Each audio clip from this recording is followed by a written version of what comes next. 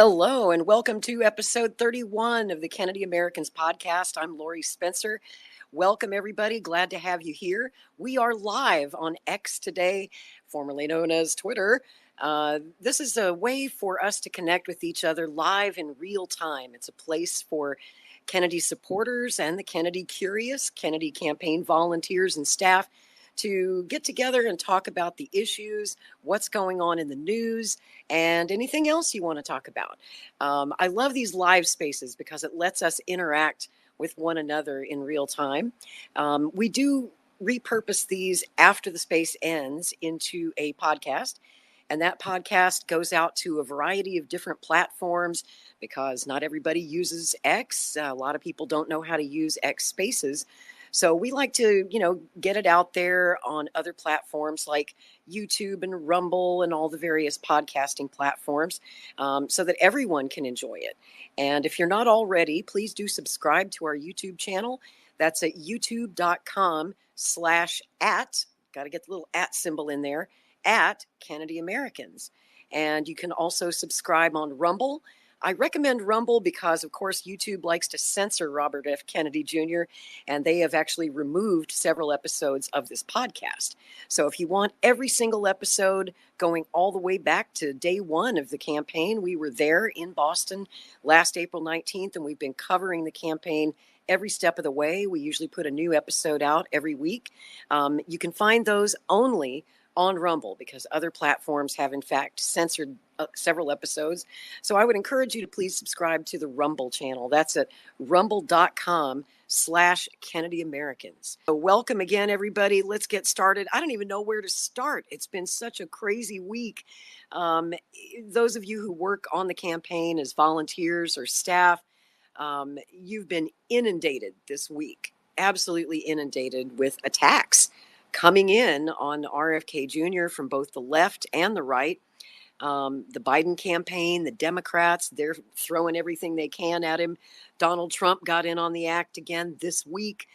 He's put out several, I wouldn't call them tweets, I guess they're truths, attacking RFK Jr. as a commie, as a Marxist, as a far left lunatic, which is really funny, actually, because Kennedy is none of those things. He's anything but a Marxist.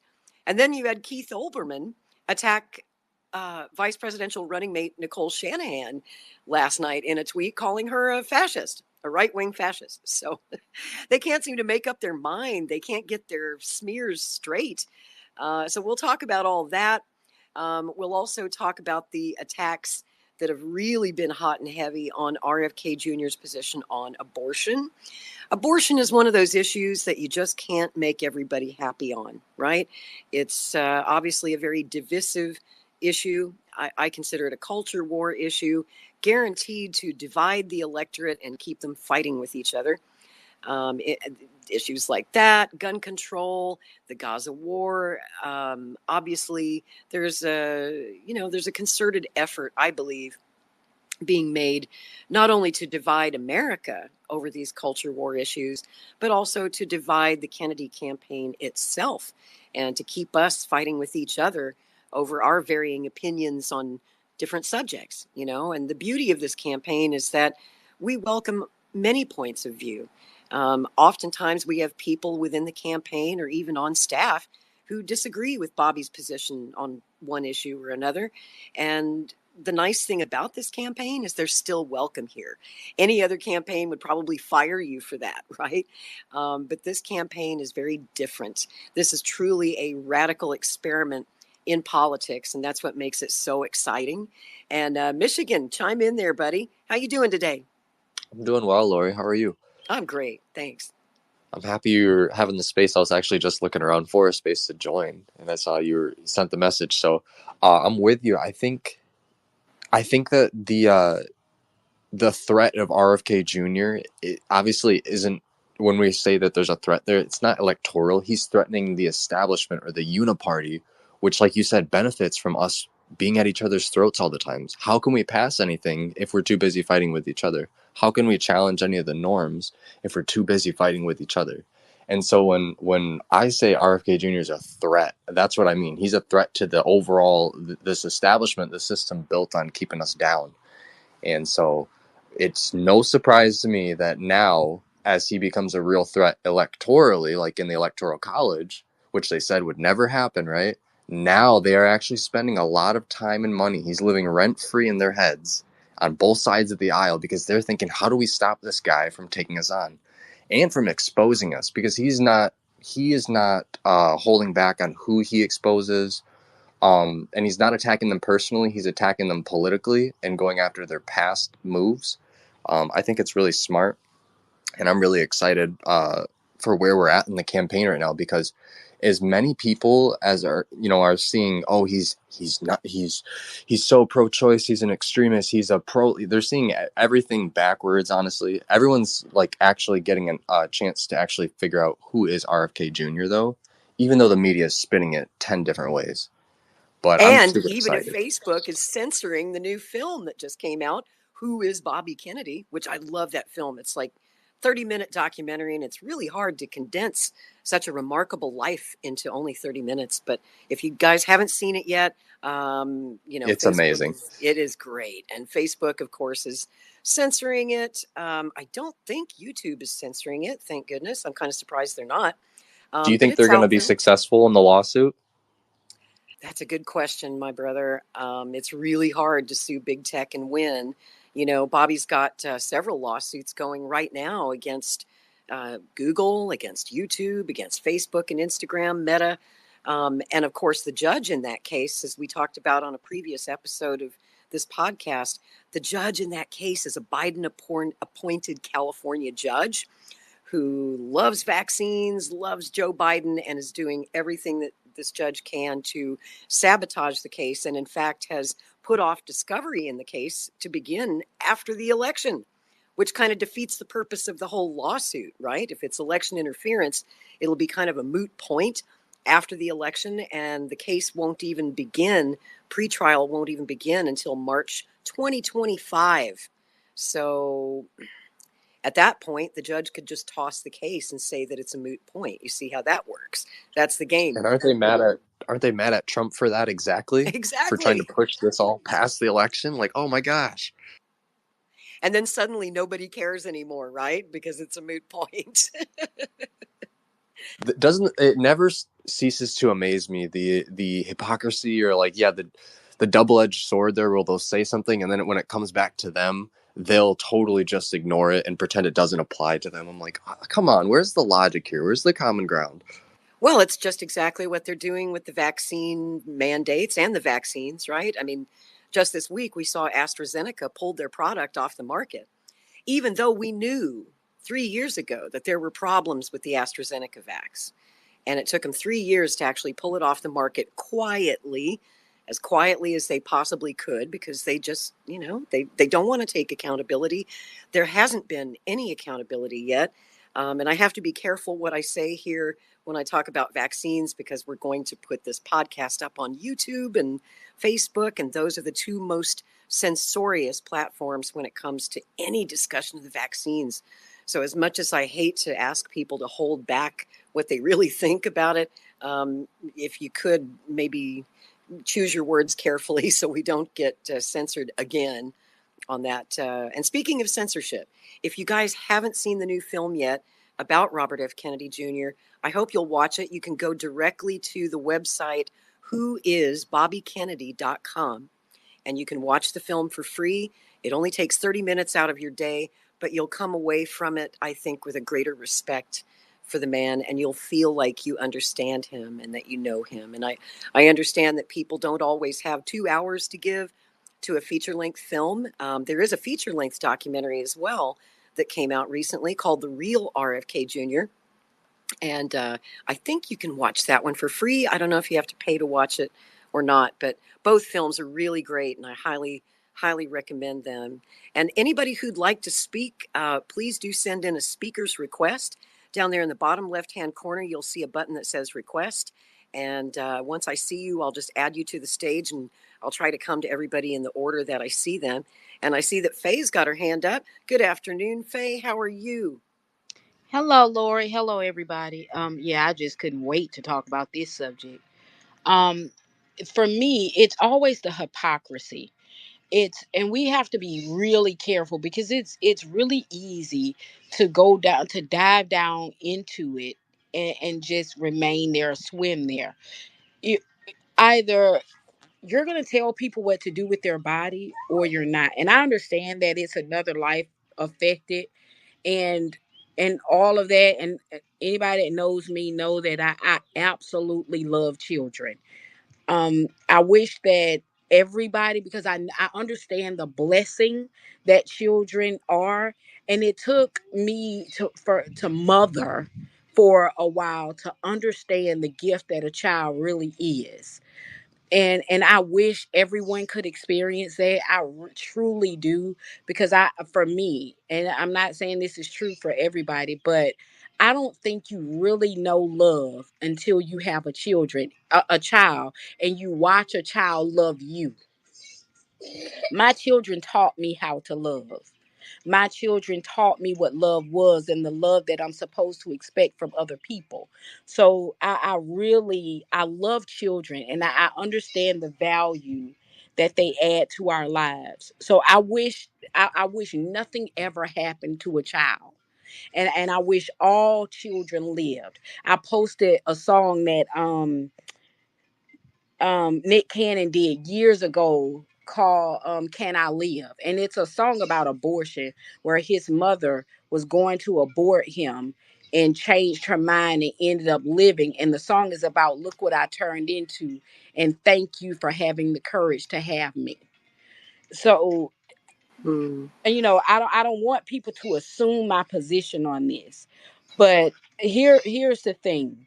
If and like I posted on X, I think that was yesterday, if you really care about children living, there shouldn't be a place like Aunt Angie's house that has to ask for funding. If you really care about children living and women keeping their children, you should be doing monthly donations to places, instead of getting a coffee a few times a month or going out to eat one more time a month. You could take that, you can make a sacrifice for in yourself to do something about a problem. I hate when people just talk about problems and don't do anything to solve them. And I live by a golden rule. Nobody cares what you think unless they think you care. And people don't know you care until you show it. And you have to do that, takes action. Everybody wants to have an opinion, but nobody wants to get up and do something about the thing that they're upset about. And if you're not funding a place that supports mothers, and because that's a choice too, the choice to keep your child is a choice. So I'm definitely pro-choice. I wish that women could really feel like they have a choice, because most women that have abortions feel like they don't, because in this country we treat children like they're curses. We tell a young woman when she gets pregnant, and nobody wants their child to get pregnant at a young age, because we know all the responsibility that comes with it. But if they felt like they had support, most women would keep their children. So we can have this discussion, because this problem is easily fixable. But nobody will fix the problem, because then they can't use it as a talking point for elections. How long have you heard abortion come up during elections? You never hear about it until it's election season. Why? That problem can be fixed, but resolving it means that you can't talk about it anymore. Same thing with gun control. That can be fixed. We can figure out what's making people want to kill a massive amount of people at one time, because you have to go in, something triggers that, and that's a developing thing that happens. It's not like you wake up one day and like, oh, I'm going to kill a lot of people. Usually it's something that led you to that point. But we don't want to talk about that. We don't want to investigate that. And we don't want to really fix the problem, because then you can't talk about gun control. And let's be clear, the government only talks about gun control because the government understands what the Second Amendment was created for. And they know it's created for them. But they'll try to co-opt it and say it's all, guns are all about something else. Let's be clear. No. Phase, could I bounce off your hypocrisy point a second Okay. there, real quick? I'll be super fast. I just think it is it's there's hypocrisy in claiming you're pro-life but not caring about the child after it comes out. of the womb. Like, it's a binary issue that, you're right, politicians take advantage of and use it for election. And then when it actually comes to actually dealing with childhood poverty or things that affect children when they're born into unfortunate circumstances, no one wants to do anything. And I think that is an actual pro-life stance. And like, yeah, we need 1,000 more Aunt Angies just to be able to cope and even think about dealing with how big this problem is. So I think it goes way beyond abortion. And Bobby gets that. You get that. I appreciate And you. I'd like to chime in on that as well. Most of you know I left the Democratic Party in 1996, and I'll tell you exactly why. I voted Democrat most of my young life. One of the big reasons that I did was the abortion issue. I was strongly pro-choice, and I felt like, the Democratic Party was the only party that was standing up for the rights of women to choose bodily autonomy, right? That was very important to me. I recently gave an interview to the Washington Post. You guys probably saw the interview or the article that was written by Meryl Kornfeld in the Post, I believe on April 25th. And I'll try to post a link. I think it's paywalled now. But I was talking about Bobby's stance on abortion. It was one of those hit pieces that they were doing on Bobby to make it look like he's confused on abortion, that his position is unclear, that they tried to smear him for his association with Angela Staunton King and Auntie Angie's house. And they asked me, how I felt about it. And I just said, I left the Democratic Party because I was tired of them lying to me. Like Faye said, every 4 years, you hear them talk about, we're going to codify Roe versus Wade. We're going to protect a woman's right to choose. And they've been saying that literally since 1973, but they never do it. I understand it's difficult to get that passed. I understand it's difficult to get through Congress, but they run on that promise. Every 4 years, they do that. And at the congressional midterms, they do that every 2 years. And I eventually woke up. I saw the lie. I saw the way that and it's the same thing they do with universal health care. They've been making that promise forever too, that they were going to give us health care, and yet they never do. So I was very frank in my comments to the Post. And I said, that's exactly why I left the Democratic Party and why I'm not coming back, because they're not going to change their ways. They're not really standing up for us. They're just exploiting us to get our votes on that topic every few years. And something else Faye said that really struck a chord inside of me. I'm one of those kids who probably wasn't going to be born. I'll tell you a personal story. This is kind of cool, actually. My parents had a huge age difference between them. My mom was 35, and she married a man who was 30 years older than her. He was 65. They didn't expect to get pregnant, right? I mean, he's 65. At that point, he kind of figured he was shooting blanks. But my mom got pregnant. And they later told me, when I was old enough to understand, how blessed and lucky I was to even be born, because neither of them believed in abortion. Both of my parents were very conservative Republicans. They deplored the idea of getting an abortion, but they had concerns, legitimate concerns. Given his age, there was no guarantee that he would live long enough to raise me to adulthood. My mom had fears of him passing away, of her having to raise me as a single mother. And they were concerned about the health of the baby, given that they were both older. They weren't a young couple. So they had a lot of legitimate concerns, and they discussed aborting me. And thank God they decided not to. But I almost didn't make it here, guys. I really didn't. So I understand. I've never had an abortion.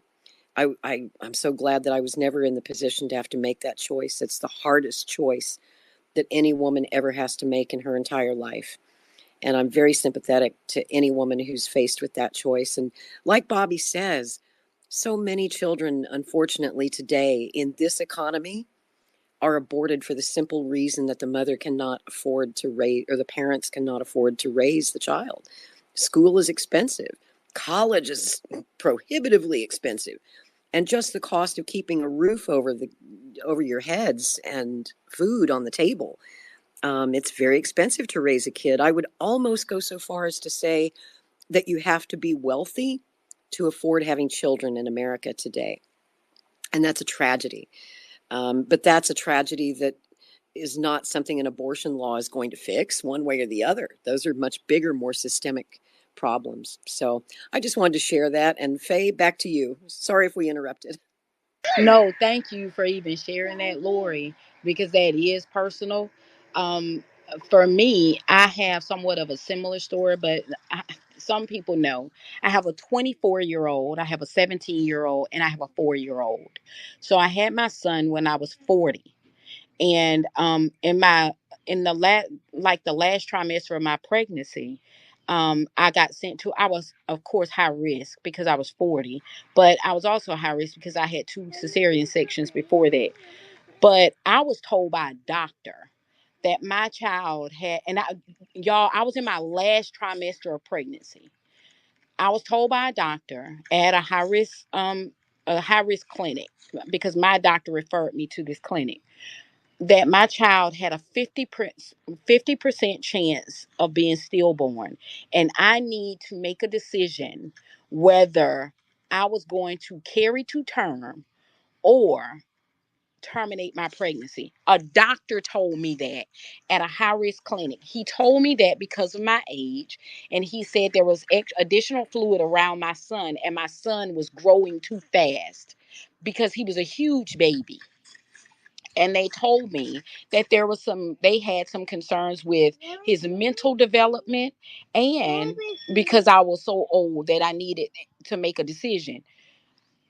Y'all, I was in my third trimester of pregnancy, and that's what he said to me. So imagine how many women are experiencing that when they go to these doctors. But see, that's why this is a nuanced subject, because, and I understand when Bobby answered that question in that interview that blew up, he hesitated, and I understand why, because there's so many factors that come into play when someone asks you about abortion. There's so many things that can happen, but see, these little things that I just said, nobody wants to talk about those. Nobody wants to talk about the fact that some doctors are encouraging women to terminate their pregnancy. Needless to say, my son was born with not one health issue, not one.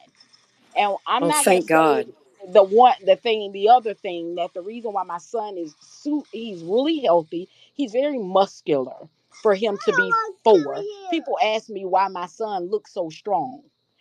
And he's really athletic. He climbs like nobody's business. But he's really strong and he looks strong. But had I listened to that doctor, and I been afraid enough, and y'all, I was scared up until the day I had my son. The stress that doctor put me under, telling me that, was more detrimental. That would have probably caused something to be wrong with my son. But he was born perfectly healthy. But we need to have those discussions. And y'all, these subjects are just, some things are not black and white. Should you be telling someone what to do with their body? Should you be telling someone what to shoot into their body? No, that's black and white. The government shouldn't be doing that. But I understand somebody's position that, hey, that's another life that you as a parent are making decision to terminate. I understand that. Y'all, I love children. There is no convincing me. And I wish all of them live, because I truly believe that everybody born to this world were meant to be born to this world, because there is something in them that they must contribute to this world for it to be as best as it can be. I truly believe that. So like Bobby said, it's a tragedy to me. But if you're not, you don't get to shout from the hilltop that somebody's bad for having an abortion, or somebody is bad for having a position on abortion, if you're not doing anything to help the problem. If you're not donating to one of these places that help these mothers make a choice to keep their children and support them and help them get better jobs, help them with parenting classes so they know how to parent this child. I wouldn't want Jeffrey Dahmer to get someone pregnant and that lady be just like him. They're like kindred spirits and they have babies. I wouldn't want somebody that has an abusive nature to get pregnant and have a baby and then just abuse the child until they kill them. There's this is a nuanced subject. So there's some factors that we can't control. The only thing that we can do is support mothers. That's the only thing that we control that ultimately will be good for everyone. That's right. And this issue is so often over dramatized by both sides, to provoke a fight, to provoke that emotional reaction, to get people fighting with each other. I mean, you've got the Democrats who go so far as to say a woman should be allowed to have an abortion up to her 9th month, which I think we can all agree is pretty crazy. And then the Republicans jump in and say, "You're baby killers. You're crazy." There's extremism on both sides of the issue, and Bobby unfortunately has had a couple of misfires on the abortion issue when he's asked in interviews because maybe he didn't hear the question or didn't understand the question correctly. His position, and he's always been pro-choice, right? Which was always the Democratic Party position, but never in the past. It's only come up in the last couple of years that people have started to ask the national question, well, at what point should be too late to abort a pregnancy, as if the state should have the power to tell a woman, at how many weeks she should be allowed to terminate her pregnancy. They're trying to, again, encroach upon the issue of choice. And again, I see that as a libertarian, as government once again trying to stick its nose into our personal medical choices, our personal medical decisions. I personally believe that, and Bobby agrees, this is his stated position, that it should be between the woman and her doctor, and that government has absolutely, positively no role in telling you what to do with your baby, when you can abort your baby. Perhaps there might be a medical reason that a woman could carry the child for 8 months and then something happens. Maybe she's in a car wreck. Maybe she develops a new health problem that could endanger the child in her 9th month of pregnancy. I don't think that the average sane woman would have any desire to abort her baby after she's carried it for 9 months, unless there's a darn good reason why she would have to. And so for those reasons, I say keep government out of abortion, period. Let's not set, 3 months, so and so many weeks, so and so many months. Government, just stay out of it. This doesn't concern you. This is a woman's issue. Let the mother and her doctor decide. And, Bobby hasn't quite made that clear enough because he's under so much pressure and under attack from both sides to pick a number. How many weeks? How many months? How much government should we have is what they're asking. And the correct answer every single time is none. Matt, go ahead. Well, he's answered it so many times so well, and like you said, the conversation's really increased in the last probably 8 years.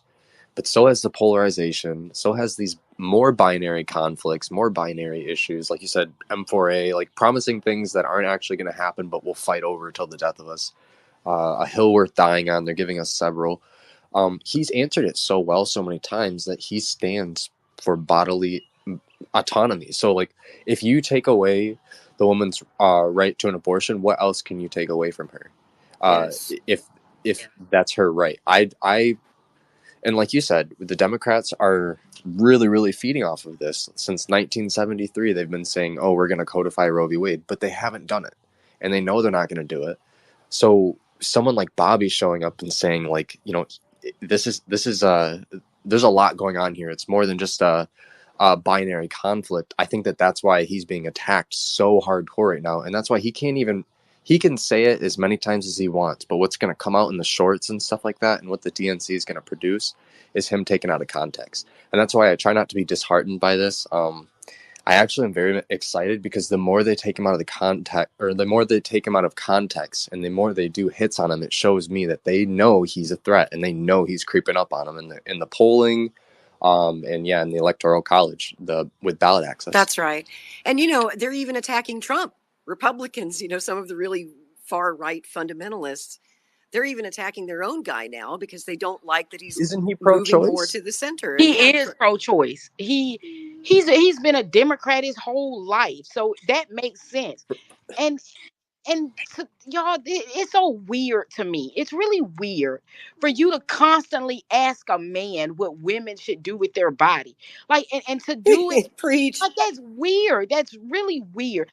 Millions ask one man what millions of women should do with their Right. body. That's even more weird. And then the thing is, y'all, let's be honest. When somebody gets an abortion, they try to keep it as secret as possible. So the fact that you would think that someone would go 40 weeks or 30 weeks pregnant and then decide to get an abortion, that doesn't happen. It doesn't. Unless there's some medical issue, like you said, Lori, or something that triggers that is so bad that is necessary. No, I'm not believing that women are that bad. I'm sorry. And to me, that's what you say.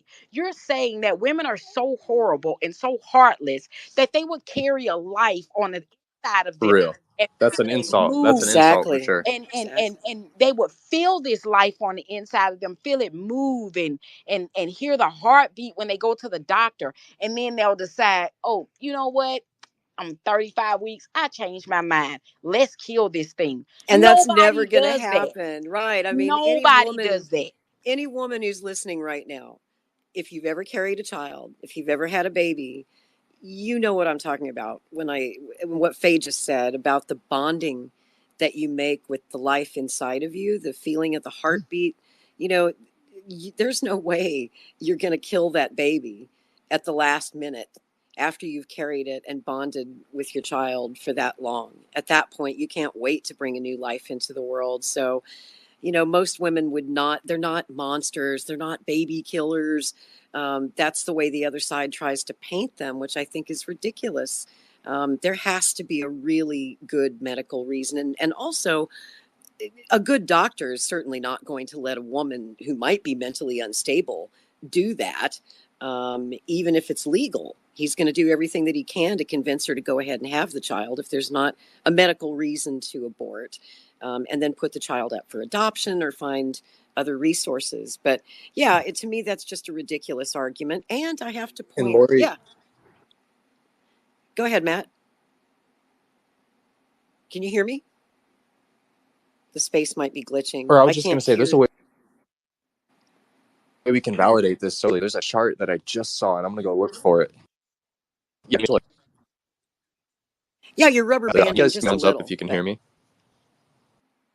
cutting out just a Oh, I'm bit. sorry. I was just saying we can solidify the argument a little bit by there's a chart that shows that all like 95% of abortions happen within the first trimester. It's like 90% happen within the first trimester. So there's a chart that shows that, and I think that would really help us right now because it's like this conversation is super honest. Do you really not trust it? And then look at all the other things they're trying to take away from us. Do you not trust Americans to do what's best? It's crazy. Yes, But I'll try to pull up that chart. that would be a very helpful chart. And those statistics sound about right to me. That is true that the majority of abortions happen within the first 3 months. That's when the decision is made, and that's when it should be made. And I have to call out the hypocrisy too of some who are on the right, who are really fundamentalist about the abortion issue. They agree with Bobby. They love Bobby's position on the vaccine mandates, right? My body, my choice. They agree with that. They love him for that. But when he applies that same standard to a woman having an abortion, suddenly they freak out. They lose their minds. They call him a baby killer. I mean, wait a minute. My body, my choice means exactly that. If you believe in medical autonomy and privacy for you on a vaccine, then shouldn't a woman who's pregnant and having to make the most important decision of her life also have that same bodily autonomy, that same choice? It's like Matt said a minute ago, why are some men that obsessed with the wombs of women and and what goes on in there? Buddy, it's none of your business, really, to be honest. I see that Dylan is here with his hand up. I'd love to hear from Dylan. Hello, my friend. How are you? Oh, I'm doing good, Lori. I hope everybody's doing very well on this very nice Friday. Before I get started, I am officially done with my current semester of college, so it's officially summer vacation for me. Yay! Congratulations. Thank you very much. Um, But anyways, yes. So unfortunately, there was a lot of stuff going on today in regards to Bobby's view on abortion, and there were quite a few things that were taken out of context with his interview with Sage Steele. Um, I have seen the clip of him speaking, and it sounds to me like um, he was trying to come at it from both ends, where he does believe that women should have a right to have an abortion, but there also should be some limits on, what you can and can't do. So a little bit of a pro-choice and a little bit of a pro-life perspective there.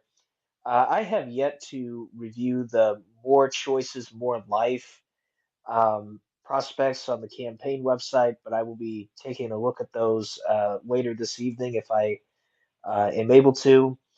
Um, Now, when it comes to the issue of abortion, personally, I do have somewhat of a moderate stance to it. I do believe that the a total abortion ban is, well, quite frankly, a little too much. Obviously, there's a number of things that could go wrong during a woman's pregnancy, um, you know, and for the health and safety of the mother, if that fetus is not going to live, if it's not going to be brought into the world, um, then she should be able to get an abortion. That's just common sense. But if it's like 2 weeks or 4 weeks before the baby's supposed to be due, I mean, unless there is a very good reason, I'm not very sure about that. Um, but anyways, I just kind of wanted to close out with, you know, I think what we saw today is what we've been seeing throughout the campaign, and that is people looking to divide Bobby's own supporters in any way that they can. We did see a lot of knee-jerk reactions today. Um, Kind of was a little reminiscent of when Shanahan was announced to as the VP of, how some individuals, did react to the news, etc. But I think what's important is that regardless of what your views are on abortion or some other issue, if we really want to take our country back from the corporate owned uniparty who for decades has cemented their control on the American people, then I think the only logical choice for president of the United States is Mr. Robert F. Kennedy Jr. But anyways, that's all I have to say, Lori. I appreciate you letting me speak tonight. And I am very, very excited to hopefully next week attend the rally in Austin. And I hope to see anybody from Texas there. But thank you very much. Woo, I was just going to ask you about that. We're closing in on Texas, May 13th in Austin. Bobby and Nicole are having a rally, and I'm pretty sure they're going to be announcing some good news about getting on the ballot in my home state, the great state of Texas. As you guys know, I live in Oklahoma now, and I'm so excited. Yesterday, we put Bobby on the ballot here in Oklahoma, and that was a great feeling down at the state capitol. You might have seen the story that I told. Actually, I shared a personal story and a very personal photograph that I've never released to the public before. In fact, I'll pin it to the nest if you haven't seen it. I think you'll really enjoy it. It's a picture of me and Bobby in April of 2008 at my alma mater, the University of Oklahoma, where I went to school for a couple of years. I also went to UT for a couple of years. But some of you probably know the story. Back in 2007, I was part of a draft Kennedy campaign. We actually were trying to draft him to run for president even back then, because after 8 years of the Bush administration, and we were in two wars, two unjust and illegal wars, in our opinion, that we needed Bobby. We needed Bobby to lead this country. And if you remember, I first reached out to him in the summer of 2007, wrote him a letter, and that began a correspondence. We started writing to each other. And, this is back then, Bobby was very low tech. He still is. He didn't have a cell phone. He didn't have a smartphone. He didn't know how to use email. He didn't use the internet. So it was a very old fashioned correspondence. We literally wrote letters and postcards to each other. And there was a petition drive. We eventually gained over 200,000 signatures to get him to enter as a Democrat or whatever party. I was trying to convince him to go independent, but of course he was a very devoted Democrat back then. And if you recall, Barack Obama had not really emerged yet on the scene. So back in the summer of '07, it was looking for sure like Hillary Clinton was going to be the likely nominee of the Democratic Party. And I thought that would be the end of the world. That would be the worst thing ever. So that's why I started bugging Bobby about, hey, why don't you run? And we had several meetings. We exchanged several letters. He was very flattered to be asked. But at the time, it wasn't the right time for him. He still had young kids at home that he wanted to raise. And I think he made a pledge to his wife and his family that until his kids were grown, he would not run for any public office. When your last name is Kennedy, that's probably a really, really good idea. I don't think he wanted to leave his kids without a father the way that he had to grow up. So it was a very principled decision for him to make. And so time passed, and now is the right time. And so that photograph that I posted of me and Bobby together, that was one of our meetings at OU talking about trying to get him to run for president. And today, I mean, it took forever, but it took, 16 years? Until yesterday when I was able to help put him on the ballot here in my state. And it was a dream come true. Guys, it's the best feeling ever. So never let anybody tell you that dreams don't come true or that anything is impossible. Because while he said no then, he said no 16 years ago, he eventually said yes. And now look at him out there. He's doing a fantastic job. He's the leading independent presidential candidate. He's giving Donald Trump and Joe Biden and the Republicans and the Democrats heartburn. And it's beautiful to watch. And every time he gets attacked, and boy, is he getting attacked from every side, from both sides, it's actually beautiful to see. It frustrates me, but at the same time, I get a good laugh out of it because I see the game for what it is. And I see that they wouldn't be coming at him the way that they are if they weren't really, really worried. And I want to go to Claudia because I haven't talked to you in a while. Hello, my dear. How are you? I'm good, Lori. How are you doing? Doing great. Doing great. Better now that you're here. Oh, thank you. And thank you for hosting today. So I was listening to the discussion about late stage abortion. And, you know, I think many of you know, like I'm a recovering Democrat and fully independent now, but I always was a pro-choice gal. But uh, you know, even with that, I always was wondering, like, well, what in the world would cause a woman to carry to late stage 8 or 9 months and then like the partial birth abortion situation just seemed like so above and beyond. Like, if you can get the baby out, like, what in the world would create a situation where then you would, you know, um, kill it It's after it's born? unthinkable, right? You'd have to It's be really unthinkable, right? crazy. And your doctor would have It to be a mad scientist to want to do that. Right, Yeah. but I just posted in the Nest. It's a podcast on Apple, and it's called This Is Actually Happening.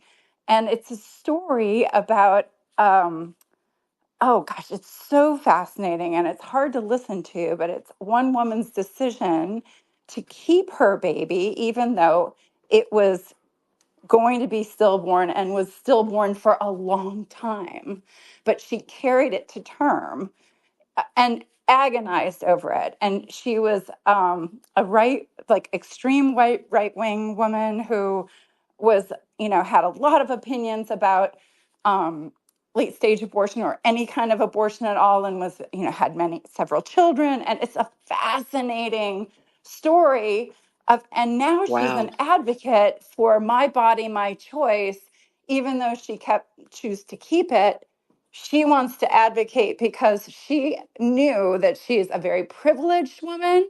She had means, she had support, she had, you know, treatment for stress and for disorders and that would naturally come with this kind of difficulty, but she carried it to term. But now she is like really trying to get her story out to say like there are reasons why, and certainly people that are not of her means and not able to get the support that she needed to go through that. It would just be a horrible situation for somebody poor, alone, going through this and not able to take care of themselves the way they need to. So I found it fascinating. I remember I was listening to it in the bathtub and I was like just crying while I was listening to it in the bathtub. It was so moving and so touching. And so now I'm like kind of off my high horse of thinking that there are horrible situations that people deal with that need that intervention at the late stage.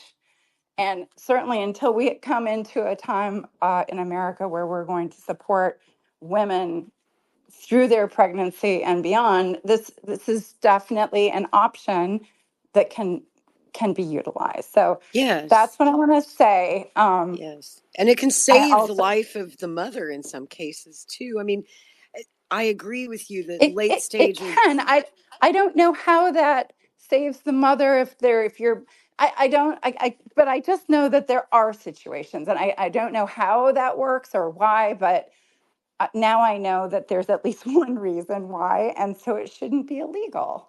that's the point that I often make to people who want to put a time limit on, by law, when a woman can and Right. cannot get an abortion, because late stage abortions like that are exceedingly rare, and they should be, I and would and agree. only for true valid medical reasons. I think that people make way too much out of that, as if they're saying that it's normal or common, because it just isn't. It's exceedingly rare. And I wanted to read a statement from Angela Stanton King of Auntie Angie's House. She works with our campaign, and she posted today, she wrote that pro-lifers want me to quit the RFK campaign. She's under pressure. And as you know, one of the ways that MAGA, Team Trump, the Trump campaign has been coming after our campaign this week and last week, especially, is they're coming after some of the former Trump supporters or Trump allied people, like Angela, who got a pardon from President Trump, a presidential pardon. He's upset that she's not on his team. And there are a lot of former people from Team Trump who now support Bobby. They volunteer on our campaign. They plan to vote for him. Some of them work on our campaign, which I think is just great, that they've decided Kennedy is the remedy. He's the better choice. And she still likes President Trump, but Trump is sending his army, his attack dogs, to come after anyone like Doug Stafford, right? And Senator Rand Paul, and anybody on the right who has ever shown Kennedy any kindness, or who he's afraid he's going to lose them to Kennedy, right? Because Doug Stafford is also on the RFK campaign. President Trump's not happy about it, and he is putting pressure on them and bad mouthing. Their Team Trump online army of influencers are attacking these people for supporting Bobby. And Angela is one of them. She's dealing with that. And of course, what's her key issue? Pro-life. So they're putting the pressure on her. How can you back a pro-choice candidate if you're pro-life? So she says, I understand the pressure campaign, but if I quit the Kennedy campaign, she writes, who's going to fund Auntie Angie's House? I have mothers and babies over there now that need support. She says, everyone is talking, no one is doing. And then she tweeted just an hour ago an update. And she says, well, there is a God. I've been praying all night. Bobby just called. He's in agreement. Full-term abortion is wrong. So he's under pressure too to change his position. His position all along has been, and it's my position as well, I think it's a principled libertarian conservative position, to say keep government out of medical decisions, period. at any point in a pregnancy. But once again, he's under all this pressure to put a time limit on it, to say how many weeks, how many months, how much government would you like inside your body is what the real question is. And that's the part that these conservatives who are attacking him won't answer. It's, supposedly they're small government. They're for individual liberty and making your own decisions. But for some reason, when it comes to abortion, they've got a brain worm, if you'll pardon the expression. That's another story of the week, and we're going to get to that in a few minutes. We'll talk about the brain worm because it's just so much fun to talk about brain worms. So we'll get to that. But right now, we're on the abortion issue, and I know it's highly charged and emotional and important to everyone. So I do want to hear your thoughts on it. Muriel's got her hand up. Speak to me, my dear. Hello, everybody. I just wanted to bring up something that I posted under Angelina as well, and I want to bring this up because I brought this up in the last space that I had earlier today, and it's something that I feel is very important for people to understand. What I want people to understand is that this is part of a manipulation fear tactic. Everything that they're doing, everything that's being said on both sides for Biden, Trump, and everything that you're seeing is all manipulation. They are cropping videos to manipulate people into thinking that his stances are for someone else or for a different stance. And they're utilizing that art of manipulation because they know that they can get an emotional rise out of a person. Somebody who's very who's had issues in the past with abortion or is religious or anything like that is being used against us. And I think that people need to start to realize how badly our government, how badly the CIA, and how bad we're being manipulated to drive us into emotional fear. So that way we can choose, so that way they can manipulate us into voting for the uniparty.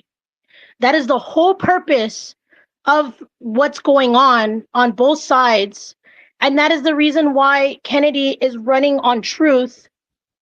And he's trying to tell everybody the truth. The problem is that a lot of people are, we have short-term attention spans. It's well known. You're taught this even when you're going into market research, that a person has a short attention span.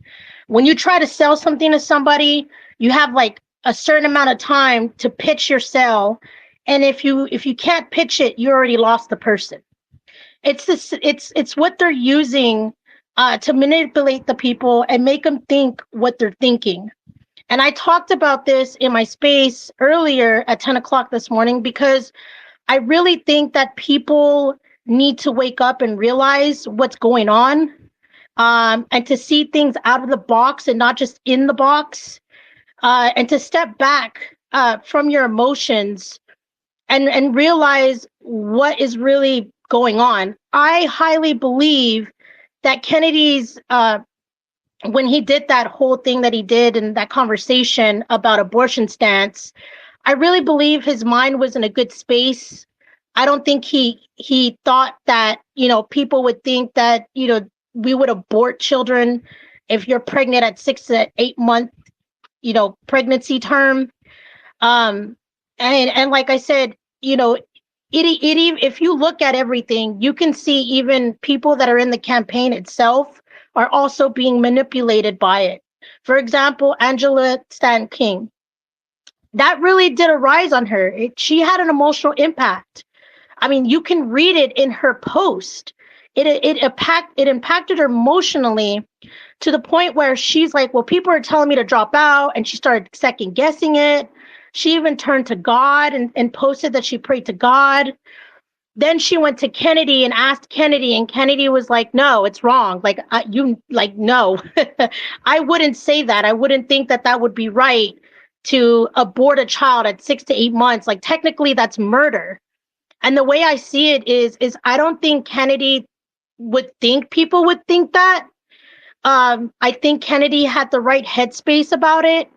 And I think that's what caused the misjudgment and the smears, and it opened up the doorway for any political candidate that's running against him to slam him and to smear him and to get people into thinking that, you know, he's for like full term abortion. Like when someone's full term 8-month pregnant child abortion. And I think that's what's happening. Right. And they're yelling, "You're a baby killer. Exactly. You hate children," and all And that he Exactly. sort has of, 7 children. Like, that extremist makes no nonsense. sense at all. That's like the craziest. Oh, you hate children. That's why you have 7. Stop. Right? Stop. I mean, Stop. Bobby Grow Kennedy up. has 7 kids. Right. Like, grow up. And that's the thing that I get people with. I call them out on acting like children.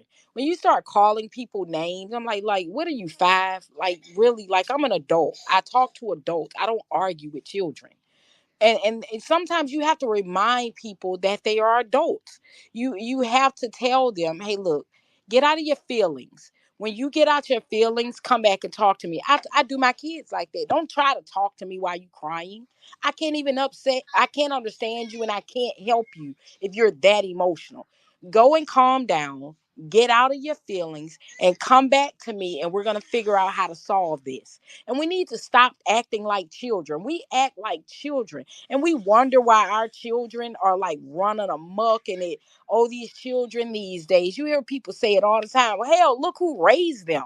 They see you online ranting and calling people names because you get upset and can't defend your position. They see you post personal things about people because you're upset and you don't like them. They see you act like a 5-year-old. So how are you upset when they are 5 and act 5? Like, we have got to do better. We have got to do better as adults, because we are seriously dropping the ball. We are failing our children. And we can't seem to understand why they seem to loathe us. Why children now are literally protesting their parents. Every Yes. foundational thing that we know, our children are protesting these things. I heard Dick Gregory say years ago, their children will be the ones that kill them. And when I think about that now, how our children are attempting to usher us into a communist society. But here's the thing, we can't be mad, because we dropped the ball so much that our children cannot see the advantage of living in a capitalist society, because it has failed them. They know Right. that no matter how hard they work, they will not enjoy certain things in their life. So we can't be mad. We can't be mad that they want to try something new, because the thing that we told them would work doesn't work.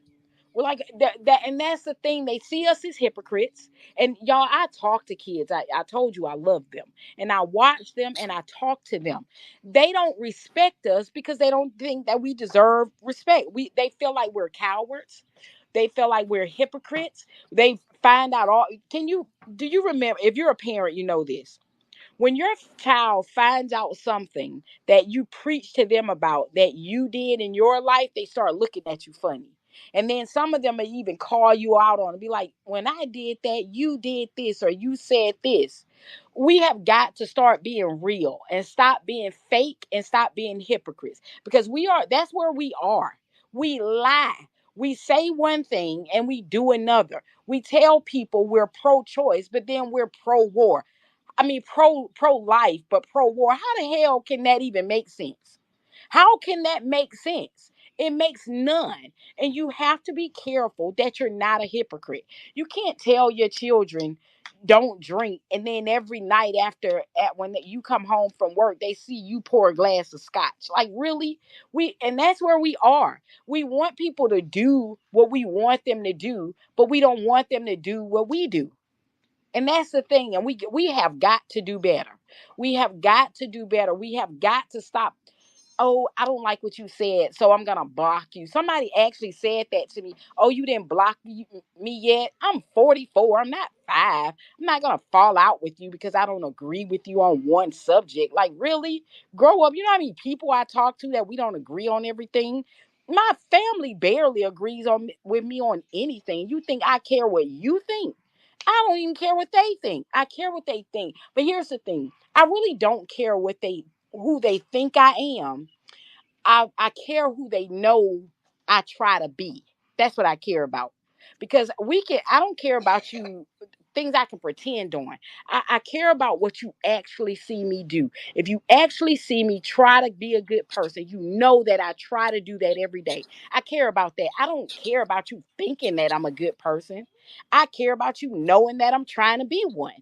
And that's where we got to be. And we got to start giving people grace. We hate people because they do something that we don't like, or they say something we don't like. But then we don't want people to hate us for the same.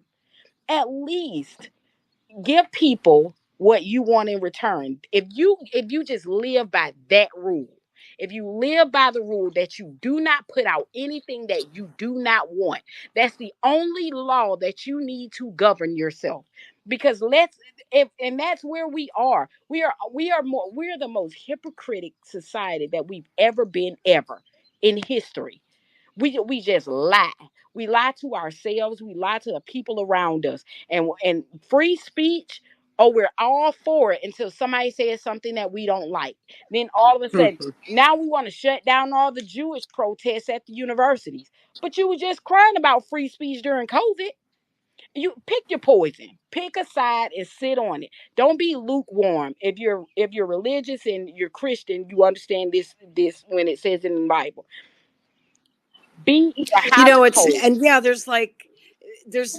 because, people are so staked out into their positions, right? And that's why we see a lot of extremism and very little compromise. There's no nuance on an issue like abortion on the extreme left or the extreme right.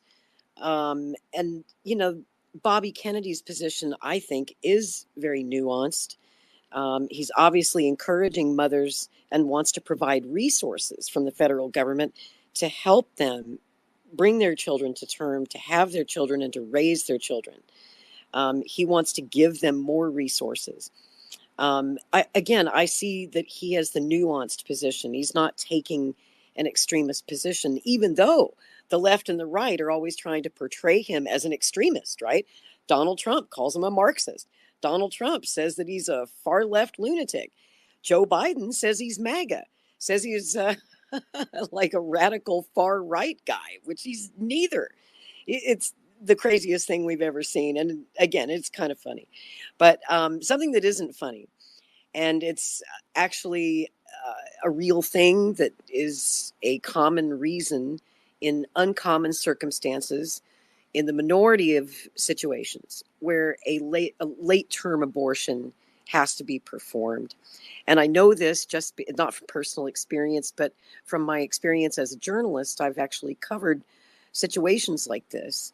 And people forget when we talk about nuance, there are always situations like the podcast that Claudia was just telling us about, in domestic violence situations where the mother is being abused by the father and the baby is getting hurt. And sometimes the baby is killed in the womb if she takes a really bad beating. I have actually covered cases like that where it happened.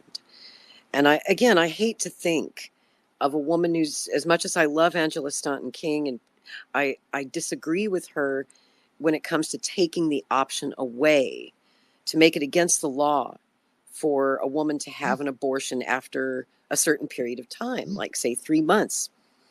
After that point, what if she has a terrible car wreck? What if she falls down a flight of stairs, or is caught in a terror attack or a house on fire? There are all kinds of emergency situations where she would have no choice but to abort the child. And that shouldn't be illegal. Again, that should be between her and her doctor. It seems to me that that's the best thing to do is to keep government out of it. It's a private, personal medical decision that's made on a case by case basis by people who are hopefully sane and smart and have the best interests of both mother and child in their hearts. Hey, Johnny, you're my co host, and I haven't even heard from you yet. Hey, Chime in there. Lori, how Hello. you doing? Good to see you. Good. It's great to see you. Thank you for hosting. It's man, this is a great conversation. We need more and more of it, and yeah, it's so important. You know what you're talking about right there is these circumstances. You know, it reminds me of the context of the quote that people are using against Mr. Kennedy, and he was talking about how you got to be wary of government. You don't trust the government. They abuse their powers to the maximum extent of possible at some point.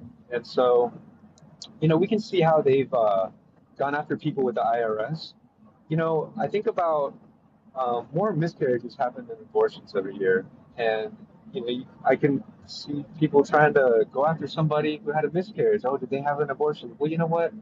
Wow, that what a terrible thing to put a mother through who had a miscarriage. Who just feels like a lot of them blame themselves for that, and then on top of that, you want to have them concerned about legal trouble. It's crazy. So yeah, we can't trust government. We need to keep our freedoms, and yeah, this is a very rare thing that would ever happen, and it would only happen with those extenuating circumstances. We all have mothers and grandfathers and on and on and on. And, you go back 500 years and you have your family tree, there's millions. There's like a million, all of your ancestors, they all had children.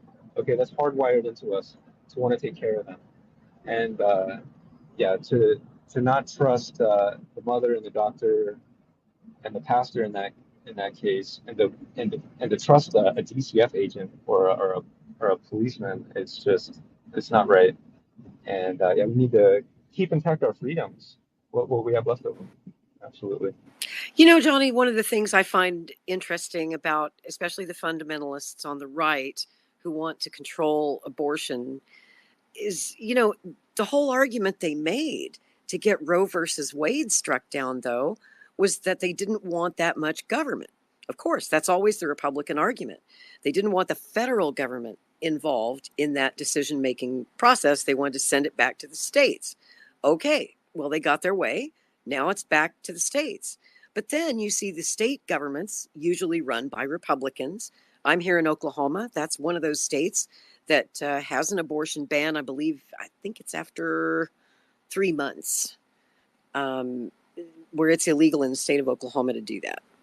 And it's usually red states that pass laws like that at the state level. So they say they don't want more government. That's why they wanted Roe versus Wade struck down. But then they're all for more state government. You've got states making some really harsh laws on abortion. So it's a very confused argument, which tells me that it's coming from a place of emotion instead of logic. When you start looking at the fundamentalist position on the right. Hey, Lori, this is Prague.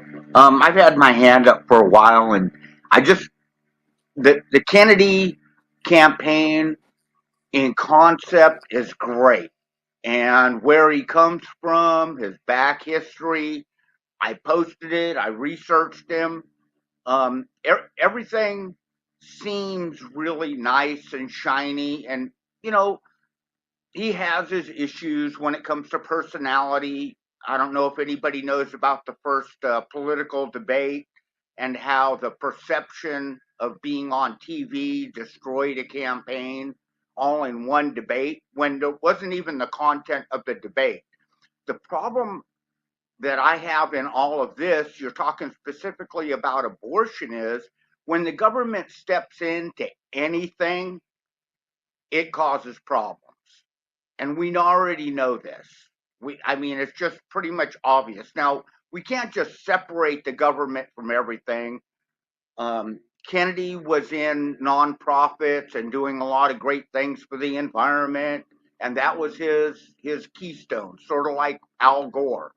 But Kennedy comes off more like Fetterman than he does Al Gore. And my problem with Kennedy is, and he's running as an independent, but his whole entire family is Democrat, yet it's the Republicans, is from what you've said, it's the Republicans attacking him.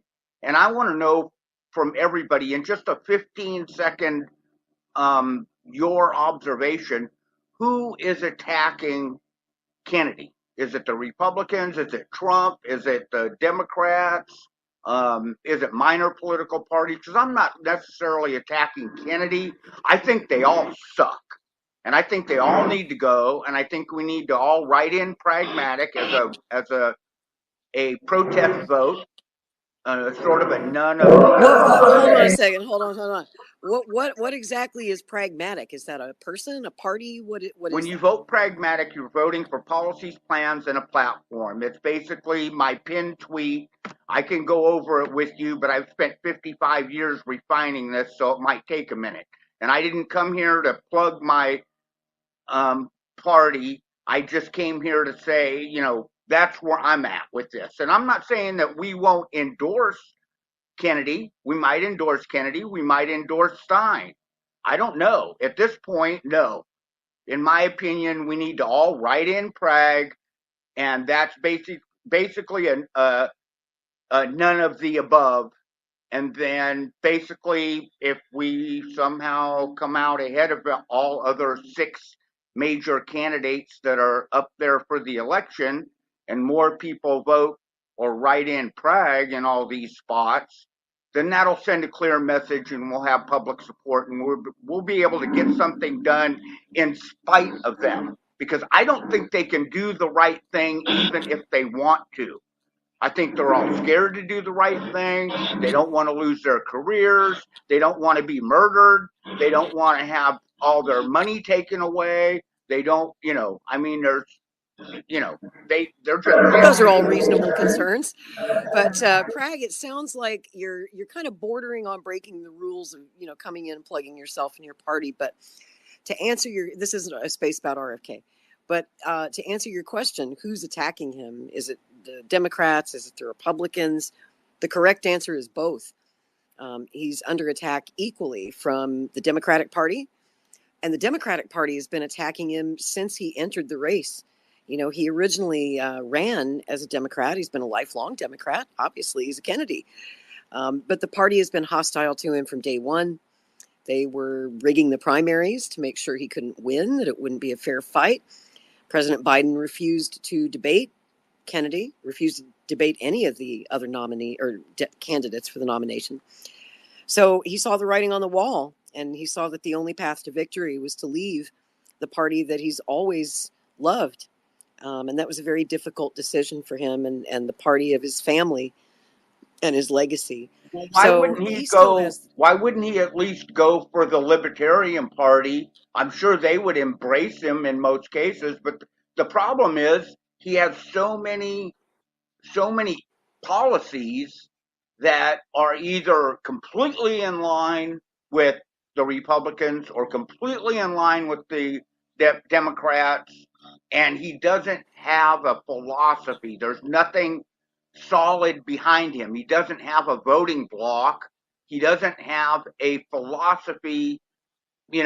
It's just sort of like Oh, but he does. random He everywhere. does. I mean, I've been looking. I've been trying to find, what does he actually think? What is his policy? What is his philosophy on anything? And what Well, I tell you what, Prague, keep listening to the space and you'll learn more about his policies. That's why we're here today. And go to Kennedy24.com and you'll find his policies written out on pretty much every major issue that you could be interested in. I've already Um, done all that. You act like I'm 5, and you treat me like a kid, like I haven't been doing this. I've been in politics since I was 7 years old. I know, but we won't get into that. My point is, he should be able to put a like I do, like I have on my profile. I want to see his platform for 2024 if he gets elected, and in 2025, what is he going to push for that year? That's what I want to see. Not all this hyper babble, fluffy bullshit. Excuse my terminology. I want to see just if I can do it, he can do it. I want to see his pinned tweet, real simple, that I can go to and I don't have to read 8,000 words of babble, corporate bullshit, nonprofit nonsense like the Forward Party and everybody else. Give me a freaking tweet. If you can't say it in a tweet, you don't Well, understand a with all fucking due thing. respect, that's a lot to put in a tweet. That's a Yeah, lot Prag. I mean, to you condense. Go should go look at to my his profile. website and Look at and my and profile. Look at my profile and just do that for Kennedy's platform. Look at so my so so you should go to his website and just read what his policies are. You can't put all that in a tweet. It's impossible. You know, you've got to take the time, sit down, and drill down into what Bobby's policies are. I mean, there's so many that it would be literally impossible to tweet all that. You know, I understand your frustration, but I mean, and as far as joining up with the Libertarian Party, I think he's going to pull a lot of libertarians. You know, I've been unaffiliated for a decade and a half, and if anywhere, I felt way closer to the Libertarians than I did the Democrats or Republicans. And he's got my vote. I'm all in with the guy. You know, and then I want to say just a couple of things. There was something that was said earlier that just really, I'm not here to rant, but it really rubbed me the wrong way talking about abortion. And a couple of folks sort of said that, hey, if you're a guy, you really don't have a say. And I just need to share with you guys, as a young man who got his girlfriend pregnant at a very early age, we were unable to. We were dirt poor. We had nothing, and we chose to abort that child. And I'm going to tell you that, thank God that we collectively sat down and discussed that, and that I did not have a partner on the other side that said, "Well, you just don't have a say in this." I'm half of the union that created that child, and by God, I feel like I have an opportunity and should have a right to at least put in my 2 cents. Okay. This sort of, I'm going to Absolutely. dig my heels in, and you as a male don't have the ability to say anything about it, is absolute nonsense. So I'm going to get off my soapbox there, and I hope I didn't offend anyone by that, but that's what I heard, and maybe I heard it wrong. You know. No, that's okay, Evans. And that is something that is often said. I did want to say, since we were talking about the libertarians, I've been a libertarian for 30 years, just left the Libertarian Party last spring to come on board with Team Kennedy when Bobby got in the race. But that was my party for 30 years. And I'm so excited that he's going to be speaking at the Libertarian National Convention coming up this Memorial Day weekend, I think May 24th and 25th. Of course, President Trump will also be speaking at the convention, which is a huge get that they can. This is the first time a former president has ever Absolutely. spoken at the Libertarian Convention. And Dave So and this Dave is Smith. historic. Dave Smith is really fond of Bobby. I don't know Yeah. if you listen to his podcast, but Oh, yeah. he, you can tell he's very, very, excuse me, very fond of Bobby. And so, to your point, Lori, I really feel like Bobby's going to do well with the Libertarians. I do too. I mean, Prag was just saying, that maybe the Libertarians would nominate him. It's possible. I wish that they would, because it would solve our ballot access problem. Libertarian Party does have ballot access, I think, in all 50 states or close to it, between 45 and 50. They So, do, Lori. They have access in all 50. yeah, that's in the past. They've always had all 50 states. So I assume they're on the ballot this year in all 50 as well. Of course, it comes down to ideology. And as a longtime libertarian myself, I know that they're going to grill him on things like abortion, because that's a hot topic in the party in recent years, gun control, things like that. They're going to really hammer him on that.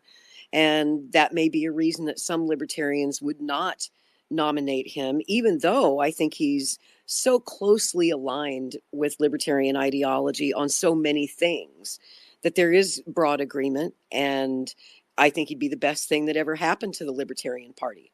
You know, the party's been around since 1973, but in our entire long history, we've never found the candidate who could really win.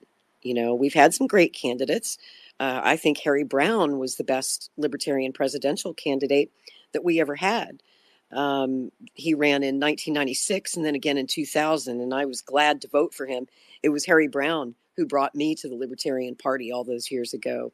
He was a great man. Unfortunately, he's no longer with us. But if you've never checked out the speeches or the writings of Harry Brown, that's Browne with an E on the end, and you're interested in libertarianism, check out Harry Brown. He was a great one. But I think that Bobby Kennedy is certainly the best nominee that the Libertarian Party could ever have. And I think it would be a terrible mistake if they didn't nominate Bobby Kennedy by an overwhelming margin at their convention this year, to just go all in on the guy. You don't have to agree with him on every single thing. You'll never find a candidate ever in your life, probably, that you agree with on every single thing. I'm an old Ron Paul libertarian. Of course, I'm from Texas, lived in South Central Texas, so Ron Paul represented my district. I had the pleasure of sending him to Congress 6 times.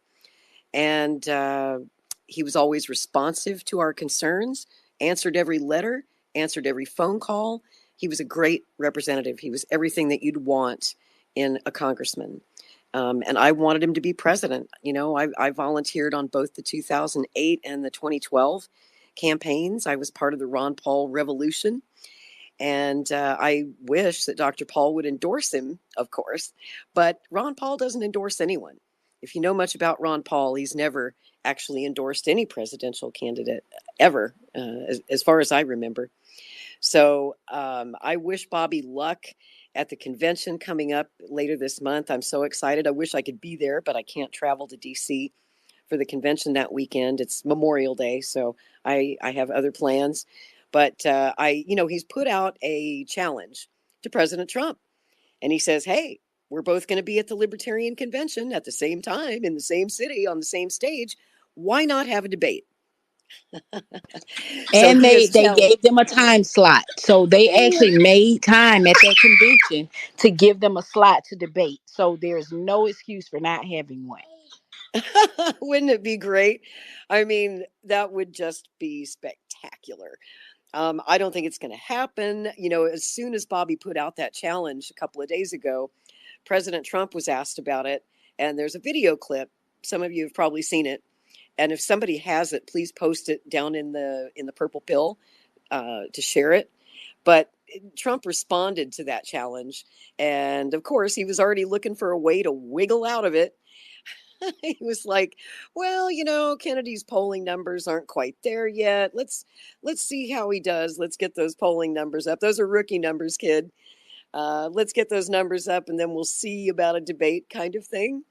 But reading between the lines, when I see Trump acting cagey like this, especially when Kennedy's just challenged him to a debate, I think that there are a lot of reasons why Donald Trump would not want to debate Bobby Kennedy. I'm not saying Bobby would mop the floor with him, because they're both really skilled debaters. And we all saw Trump absolutely destroy the opposition back in 2016 when he had something like 17 challengers for the Republican Party nomination, and he destroyed each and every one of them. He is a master on the debate stage. I'll give him that. That's why I think it would be an absolutely amazing debate. But I don't think Trump wants to do it for a few reasons. First of all, he knows Kennedy's going to challenge him on the lockdowns, on the COVID policy, on why he never fired Fauci, on Operation Warp Speed. And I don't really think that Trump is in a good place to defend those positions, which over time have become very unpopular with the American public. I don't think he wants to revisit that, and I don't think he has satisfactory answers to Bobby's question. But the main question, and Bobby will ask it if he gets on a debate stage with Trump, when Bobby looks him in the eye and says, "Look me in the eye, Mr. President, and tell me why you did not release all of those withheld JFK assassination files about the death of my uncle, President Kennedy. You promised you would. And I want you to look me in the eye and tell me why you didn't do that. Do you really think that Donald Trump would want to answer that question? Looking Bobby Kennedy in the face, one on one, on a debate stage, with the whole world watching to see what he has to say? Because Trump has never given us a satisfactory answer to that question. He's dodged it every time. You know, he told Judge Andrew Napolitano that if you had seen what I saw in those files, you'd keep them secret too. But he didn't elaborate. We really don't know what the hell he's talking about when he says that. And then, of course, if you remember, he was under a great deal of pressure from the FBI and the CIA. Bobby's theory is that he caved to pressure. I agree. Because if you remember back in October of 2017, Trump tweeted out, I'm going to release everything. I'm going to release it all the JFK files. You know, I'm going to do it. And then the next day, he got a visit from the FBI and the CIA director, Mike Pompeo, who prevailed upon him not to do it. And he caved. He gave the intelligence community exactly what they wanted, like he always does. So Claudia, I see you got your hand up. It looked like you were having some connectivity issues. I'm glad you're back. Thanks. Yeah, I've had to drop down a few times. I hope I can get through my little chat. Just a couple of things. The first thing is that I feel a little sheepish because I told my story wrong about the podcast. The woman who went through this ordeal was told that her baby would die within minutes of being born. It wasn't already, she wasn't stillborn. So it was over a year ago that I listened to this. And so I apologize for telling it wrong. And it's a much more compelling story when you know that you have to give birth to your baby and then within a few minutes say goodbye to it and carry it full term. So that was, I just God, wanted what to, a decision. I know, it's just so What a intense. decision to have to make. Just a brutal decision. And she, like I said, decided to carry it, but she didn't want anyone who didn't have the resources that she had being forced to do the same thing. So that I want to correct that. And then I also, just based upon what you're talking about right now, Lori, is like, just to, with all due respect to Craig, Bobby, he rallied off a bunch of things that, weaknesses of the people that are running, including, afraid to come clean because they're afraid to be killed. Well, Bobby has said very clearly there's worse things than dying, and he's putting himself on the line every single day without any Secret Service. I mean, who does that? And he's so forthcoming about, like, I am going to not be afraid. This is what I'm going to do, and I'm going to do it every day until the election and then after the election. And he's staked his courage, which I love that word, it's from the heart. He has made it very clear that he is not going to kowtow to those agencies because he's not afraid. So I just wanted to say that. And there was something else that you were just talking about just now. Don't you hate it when that I happens? do. I'm out in my garden, Johnny. I'm like getting like my tomatoes in the garden, and I think that's why I keep dropping down. But I forgot. I put my phone down in the dirt, and then put my glove on, and then I have to put my glove off to my phone. But So you can't even hit the button on your phone with those big gardening I gloves on. can't. I can't. It's very funny, but I'm really like I'm doing two things that I love to do, so I'm really happy to do it. But anyway, that's what's on my mind. I mean, I really feel for Craig's frustration. I think a lot of people are just so frustrated. But again, and I'm going to just say this very gently with all due respect, I was on the podcast with Johnny, maybe a week ago, and he thought that like he was getting confused Kennedy with, I think, Senator Ted Kennedy. So there is some more digging around to do to see what Bobby's about. And I think there's so many podcasts, so much information, so many books. I mean, that's how I came to the Kennedy campaign, was through the Fauci book. That's how I got here. I read it and I was like just absolutely blown away. And my like once you see it, you can't unsee it, and I'm never going back. So I'll land it there. There's so much to comment on, but I love the space. And I'm going to go back to my tomatoes. It's a beautiful spring day, great day to be out in the garden. And if that thing that you forgot comes back to you, just request again. And I'll come right back to you. Thanks, Lori. Thank you. Thank you, Claudia. I want to go to Monique because she's had her hand up for quite a while. I hope I pronounced your name right. Did I? Yes, you did. Hi, Lori. How are Hello. you? Doing great. Welcome. Welcome to the space. Well, I just wanted to say, I actually don't think everything that's going on with Bobby right now is bad. I do think it's a wake up call because this is not October. So we can all relax. It's not October, not September, it's May. So it's a good thing. I think that this gives Bobby a lot of feedback on how the voters feel on the issue. So I think that's a good thing. I would encourage him to do focus groups because I think focus groups are good. Do focus groups with Democrats, Republicans, progressives, Green Party, libertarians, because I think that'll give him some more feedback on the issues. I'd also like to say it seems like him and Nicole may not be all that aligned on the issue because I saw some podcasts and I was like, ugh, they may not be aligned. So if they could just sit down, hash out the issues and just make sure when they're going on the podcast that they're fully 100% aligned, I think that would be super. Um, I also want to mention something else that I think, Lori, you tweeted out. Let me just say this before I say that. I would also like more consistency with Bobby because I know he flip flops back and forth. So that would be great. But it's something that you tweeted out, Lori, that I thought made a really big difference. And I don't agree with you on. I think some tweets that you made about the Middle East policy, I don't agree with you on that, but I did agree with you on his response because I think he lags a response on different issues when things are happening. We don't hear from him. And sometimes it could be for days and weeks and he doesn't respond. And I think, ugh. I mean, even if it's something like my thoughts and prayers go out to whatever's going on, even something as simple as that tweet could be good. But like, for example, one hot thing on the press was a student protest. As soon as that came out, I think within 24 hours, he should have responded. And yet we didn't hear anything. So I agree. I thought that was very strange. that Every other presidential candidate put out a statement, within the first few days of the campus protests. And for whatever reason, Kennedy waited about 2 weeks before he said a word. I mean, that right there makes such a difference. And I understand that you don't want to respond right away.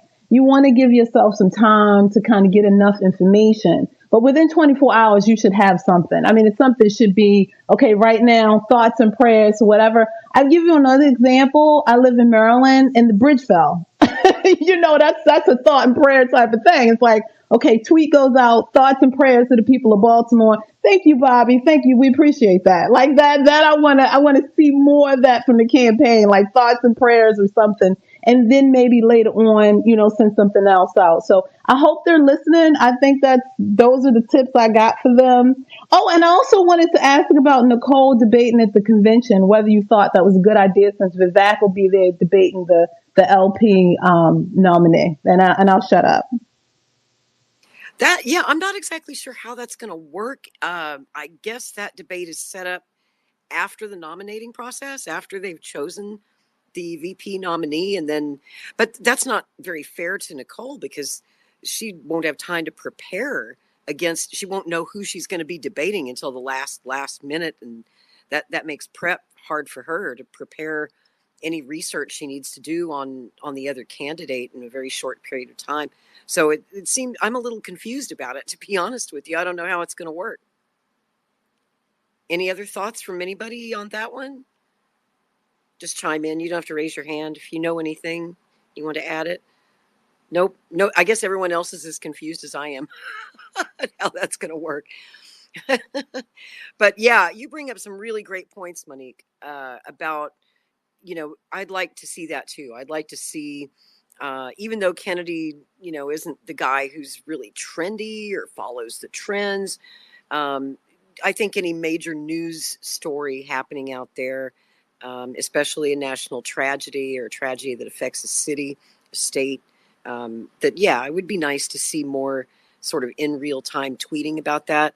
I don't know this for sure, but it's how most campaigns do it, is their social media team schedules tweets, sometimes days in advance. So sometimes I think the Kennedy Twitter feed might be logging, and Facebook too, lagging a bit behind the times because they've been working on a particular tweet for like a week and they schedule it several days in advance. But when stuff happens quickly, I think you need to respond quickly. Like you said, within about 24 hours. Yeah, I so agree with your tweet, Lori. I was like, oh my gosh, where is our fearless leader at? We didn't get nothing from him. So, I mean, and I'm just saying things like that make a difference in our support for him. Like, there's my leader. He's out there. He's on the story. He's like, I got it. You know, whatever you're going to say, you know, reassure us, give us that hope in dark times. We need that light, can really make a difference in our support. And I'll shut up. No, I'm glad you came on stage, and please stick around so you can chime in. I'll go to Christy next. Christy, how are you? Great to see you. I'm doing good. Thank you. So a couple of questions. One, everybody's talking about you can become a delegate for the LP convention. Do you have to be a libertarian to do that, or is that just a team RFK thing? Yes, I believe you have. I mean, you can join the Libertarian Party and automatically qualify, but yeah, I believe you do have to be a dues paying member of the LP. Oh, okay. And then the second, And I invited Libertarians for Kennedy. I wanted that guy to join us today so he could explain more about Bobby's appearance at the LP convention. He's kind of coordinating that and trying to, corral the Libertarians for Kennedy. So hopefully he'll join the space. And if he does, I'll ask him that question. okay, yeah, because I also heard like you have to have one for every state too. So, but like we don't have Yeah. a state lead, so we can't, or national lead, so we can't have like someone in our group say, "Hey, you go," or something like that. Who's actual libertarian? So, but my second thing was, did you see Angie's new post? She made a video. Just now? Yep, about half an hour ago. No, I hadn't seen that. So if you want to listen to that too, so check that out. Oh, thanks. Thanks for telling me about that. I've been trying to follow her today because she's got a lot to say Right. on this abortion issue. So, What got anything else on your mind? no, just those two. That's great to hear from you. And I do want to move on to the other attack that we've seen in the press this week. And boy, did everybody go wild with this one. The brainworm story. I don't think ever in the history of presidential politics, at least not in my lifetime, and I've been covering elections for 37 years, I've never heard of a presidential candidate with a brainworm. This is a new one.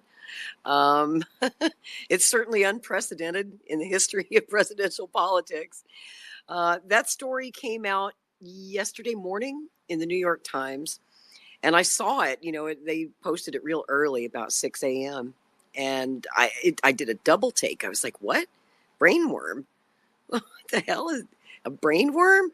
So I read the story, and I have a lot of questions, but the big question that I have is, how on earth did the New York Times even get that information in the first place?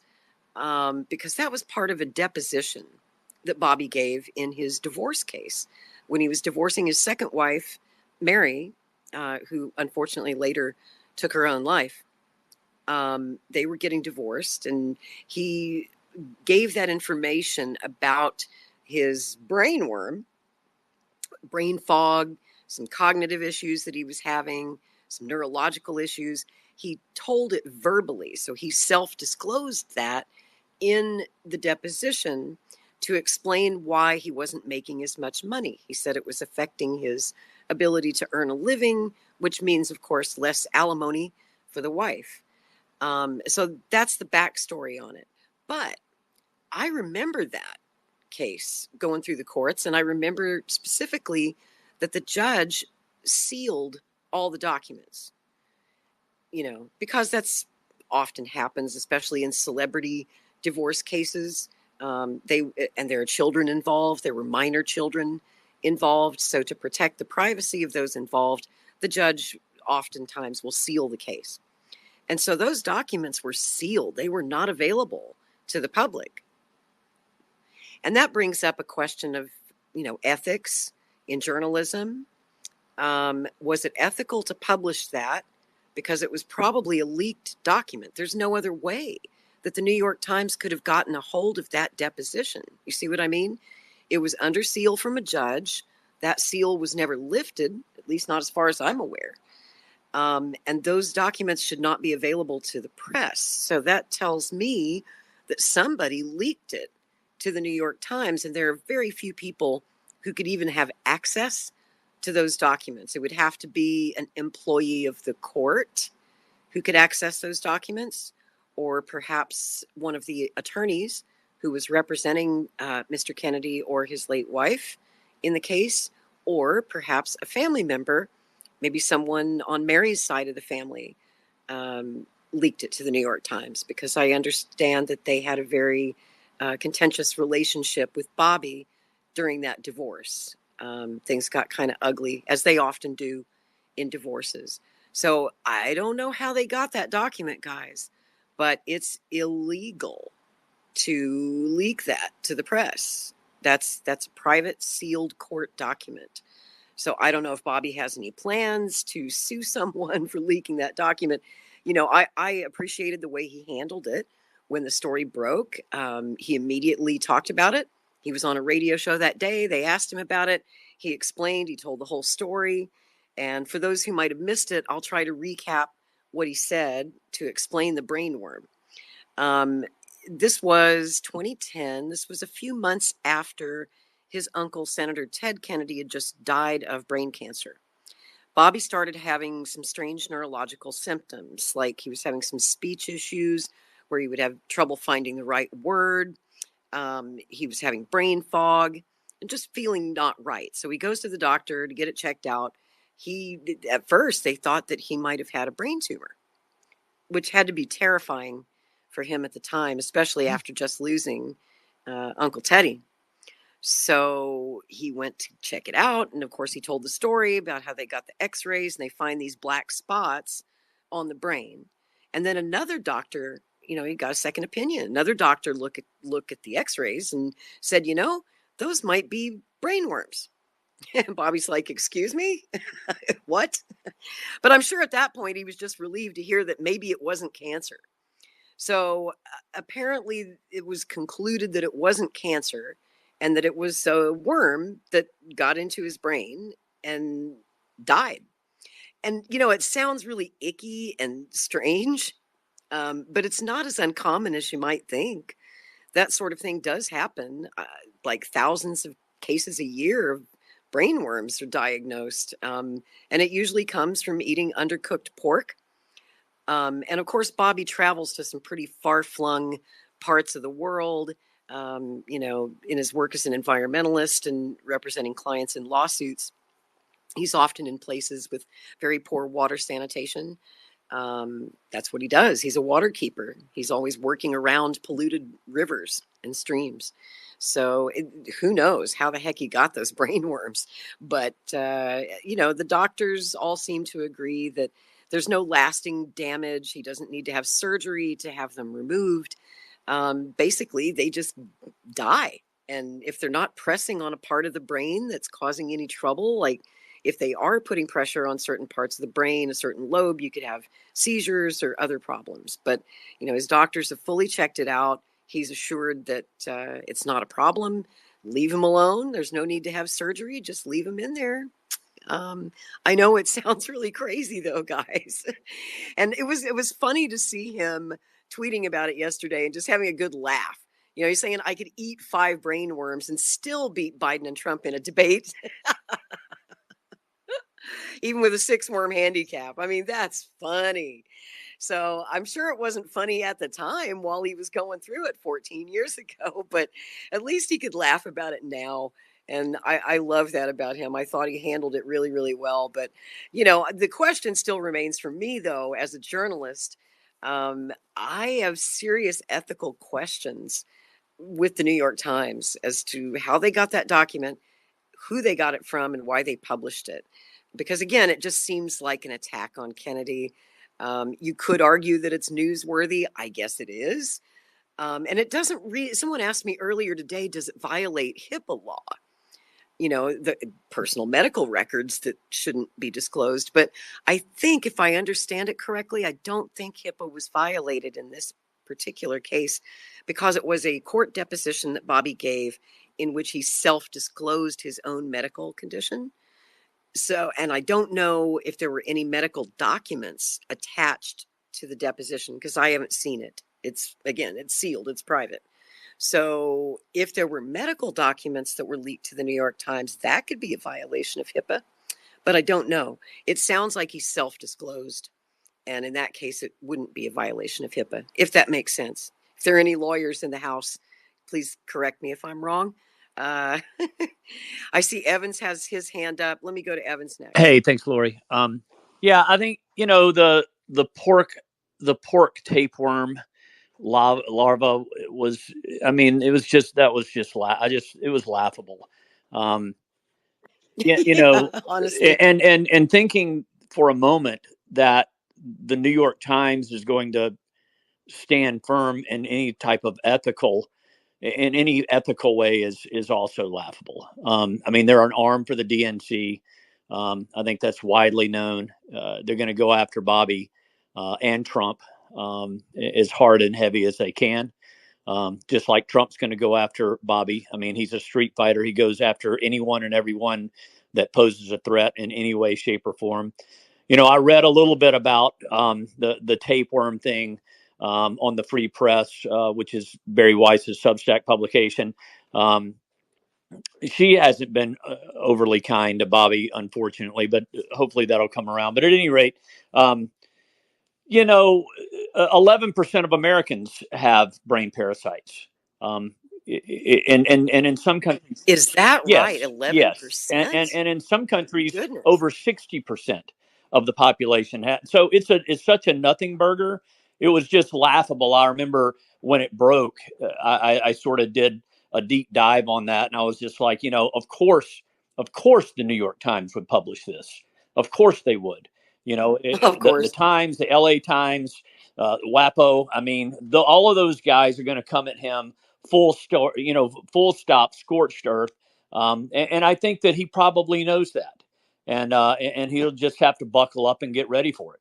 Anyway, thanks. Hey, Johnny, I have to make a quick errand to my corner store and I have to drive for a bit. I wonder if you could take the wheel and host for a few minutes while I'm driving. Yes, no sweat. I got you. Thank you, brother. I'll turn over the mic to you. It's all yours. All right, all right. I want to welcome Jay to the place to be. Jay, long time no see. How you feeling, Hey, brother? what's going on, Johnny? What's up, Lori, Muriel, everyone? Hope everyone's having a good day. But yeah, man, it's been definitely a long few weeks for me. I actually took a second job, so I haven't been as active, in spaces as I was in the past. But yeah, it's good to catch up with you guys again. But yeah, as far as the brainworm thing goes, it's crazy because like exactly what the last Evans just spoke about. This is something that's common in a lot of countries, but they don't give you the full context. The fact that they don't give you the full context surrounding it just goes to show. I mean, the fact that they didn't give people the full context surrounding it, and Bobby was still able to just laugh it off without spending too much time on it or entertaining the conversation too much. It's just another powerful tool to show everyone how he's working to unify the country, instead of further divide people, because he easily could have gone on a warpath, like against the media as a reaction to it. But instead, he kind of turned it into a joke and laughed it off. So, and the fact of the matter is, I think he felt confident in doing that because he has so many different interviews with him, like all over the web, that if you really take the time to listen to him for an extended period of time, and then you compare that to listening to Trump or Biden, the levels of conversation, the topics they're talking about, the solutions they're proposing, we're just in two completely different worlds. So he's banking on the fact that if people just take the time to actually listen to him And if we can go out there and do our jobs as, people who are supporting him, which I think most of the people, in the space are, and we can just get people to listen to him in long form, then, these one little hit pieces they're putting out on the internet, like, aren't even going to matter, because just all you have to do is literally listen to each of them talk for an extended period of time, and then make up your own mind on, who you think is more intelligent and more prepared to tackle the problems that we have in the country today. So I thought it was a great way he handled it. And we're only going to see the attacks pick up, because I just saw Bryce posted a recent poll from CNBC that had him at nearly 30%. They're shitting their pants right now. So the only thing they can do to try to fight that is going to be to discredit him. So they're gonna make up every rumor they can. They're gonna try to dig into his past when he was a user. They're gonna probably pull out some dirty tricks, like over the next few months, because Oh, and speaking of dirty tricks, did you see what Laura Loomer tweeted today? She brought up, the infidelity in his second marriage and the sex diary. exactly. And think about it. She's Yeah. supporting Donald Trump. Like, seriously, the guy who brags about grabbing a woman by the pussy. So it's like, how are you using this as a line of attack on someone when Robert Kennedy can tell you he made mistakes in the past? He admits what he did, but he's not being dragged through court for hush money payments, like for having sex with a porn star. So it's like at the end of the day, the only response they have to him are, it's never going to be a policy response. And if it is a policy response, 9 times out of 10, they're lying about like what his actual policy is. So that's why they're going to lean into all the dirty tricks. Because the one thing they don't want is us having an issue-based conversation. They want us to constantly be on the defense, saying, "Oh no, he hasn't been a heroin user in a few decades. Well, his brainworm isn't still eating his brain."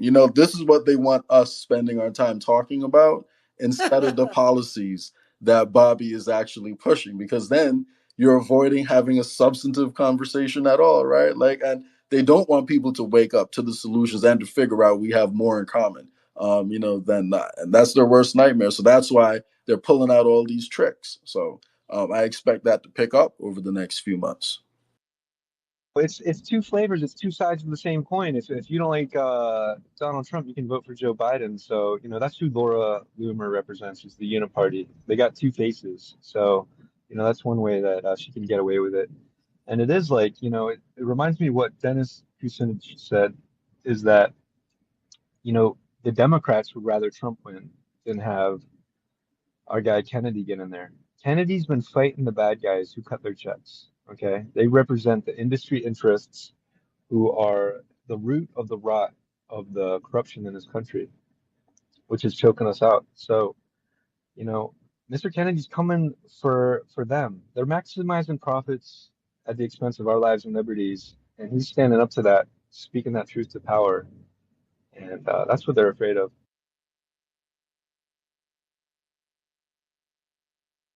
Yeah, agreed. And I was just listening to the Jimmy Dore show the other day when he had Whitney Webb on, and he pointed out another way that the Uniparty is weaponizing culture war issues to kind of like still work towards the same end goals, not just culture war issues, but I guess just weaponize different issues. But the same way how Democrats were being sheepdogged into centralized ID with vaccines. Apparently now they're going to be making a push on the right to convince people from the conservative side that digital IDs are needed to control the immigration crisis. So now the crisis, because now they want to put a smart wall along the border, but in order for that to work, they're going to need to have digital versions of all of our faces and have up to date information on us, so they can track every single person who comes across the border and whether or not they're already in the database. So, it just shows you they're weaponizing, but both of those issues lead towards the same end goal, which is digital ID, centralized digital ID. So, recognizing that they're both, and you can go down the line and see it's not just that issue. Like if you want to talk about war, the Democrats want war with Ukraine. The right is being primed for war with China. So each party has their war they love. Each party wants digital ID. Each party wants to ensure the BlackRock gets its check at the end of the day. So everyone knows all of BlackRock's connections to the Biden administration, but in the other, I'm sorry, in the other in Trump's administration. Oh, hold on, sorry. Yeah, in Trump's administration, it was actually sorry. In Trump's administration, it was BlackRock was the first company they came up to when the pandemic started up. BlackRock was the first company they called on, I should say. So, you see the same end goals being pushed by both parties. Absolutely. It's a uniparty, a duopoly, and it's a big club, and we're not in it. And, I go back to the, East India company 500 years ago. They want to come to your locality, figure out what resources they want to extract from you. They want to burn down your forests, take your way of life from you, and subjugate you for their profits. And now they do this under the guise of this corporate, what? No accountability, zero accountability. Who goes to jail when Big Pharma has to pay $82 billion for criminal penalties for fraud for killing millions? No one. No one goes to jail. No one does time. In fact, the fines only come out of a fraction of the profits. They're never find more than a fraction of their profits. So it's just the cost of doing business. There's no downside for them to keep doing this. And this is that root of the rot of this corruption. And it goes back to the Boston Tea Party. These taxes that they were implementing, they were in favor of the people importing their tea. So the local tea couldn't be sold without a hefty tax on it. And that was the 1776 moment that we're coming back around to. A quarter millennia later, it's time to rise to the occasion, stand shoulder to shoulder with people speaking truth to power, like Mr. Robert F. Kennedy the second. We got a second chance at what they took from us, and we got to seize the moment. It's so important for everything that matters, for all of our loved ones. Everything's on the line this time, guys. Our lives are being stolen from us. 5 and 6 years less we're all living than we should be. We lived just as long as our European friends 40 years ago. Now we live 5 and 6 years less than them. We've got dozens of diseases going exponential, and no one's talking about it. And I saw this video that just came out the other day. Looks like Donald Trump is trying to take our platform, and I say, go for it, buddy. Yeah, let's talk about the chronic disease epidemic and how you're going to solve it, if that's what you want to pretend like you're going to do. Yeah, thank God. Let's all these corrupt lying government officials, please pay us lip service. Let's talk about this issue. This is a great conversation. Why are our kids so sick? Why are we the sickest country on the planet? We got to change that.